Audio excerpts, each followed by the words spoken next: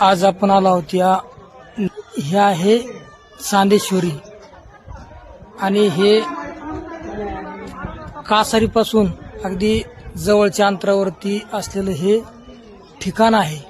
खरं तर या ठिकाणी पर्यटक जास्त नसतात, परंतु ज्या वेळेला पाऊस असतो, ज्या वेळेला सगळीकडे हिरवगार असतं, त्यावेळेला मात्र हा जो परिसर आहे तो परिसर अगदी प्रत्येक पर्यटकाला या ठिकाणी खुणावत असतो। आणि अशा या निसर्गरम्य अशा या ठिकाणी आज आपण पर्यटनाच्या निमित्तानं या चांदेश्वरी या निसर्गाच्या कुशीत लपलेल्या या झऱ्याच्या ठिकाणी आज आपण आलेलो आहोत। तर पहा, अतिशय सुंदर आज या ठिकाणी हा जो वाहणारा झरा आहे हा कोरडा पडलेला आहे आणि त्यामुळं या ठिकाणी जे खोल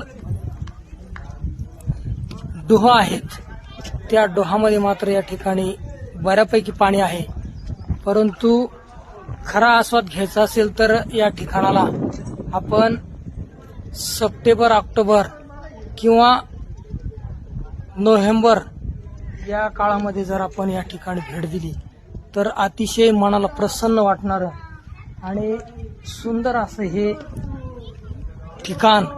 खरं तर या ठिकाणी नाविन्यपूर्ण असं काही नाही, परंतु निसर्गाच्या सानिध्यात लपलेलं हे ठिकाण खरोखर अतिशय सुंदर असं ठिकाण आहे।